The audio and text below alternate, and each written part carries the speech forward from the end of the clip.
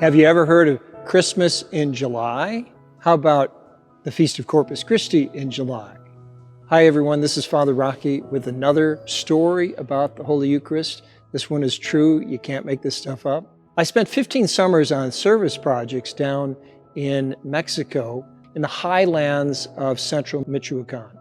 The people who live there are very Catholic. They're of the Purépecha Indian tribe. They speak Spanish and they speak Purépecha. And they have great devotion to Jesus and the Holy Eucharist. Well, it was the summer of 2005. We were down there on the service project, helping them finish their church. We also brought in a mobile medical unit and a dental unit. We brought in food and clothing, especially for the youngsters. And when we arrived, the people in charge of the local church said, "Father, this Sunday is Corpus Christi for us." And I'm thinking, no, Corpus Christi was about a month ago. And every priest knows that the latest Corpus Christi can ever fall on is June 24th because it's usually 60 days after Easter. We're towards the end of July and they said, this Sunday is our Corpus Christi. And but I realized there's no way I'm going to talk them out on this. And they explained, look, we've got one priest for 20 villages. He can't get here every Sunday. And this feast is really important for us. Would you celebrate it? I said, absolutely. So the Sunday of Corpus Christi came and the whole town had been transformed. Folks, we're talking, there's no running water in this village. None of the streets are paved, but everything was spotless and clean.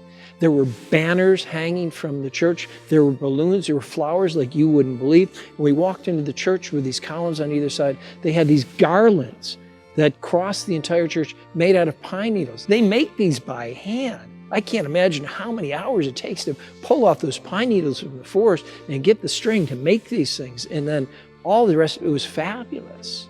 And after the Mass, which was very solemn, we had the Corpus Christi procession in the plaza, and in each corner they had built a booth, and we would stop there and there would be incense, there would be bells, and there would be adoration. And then the big fiesta pachanga happened after that. I was so inspired by the faith of these people.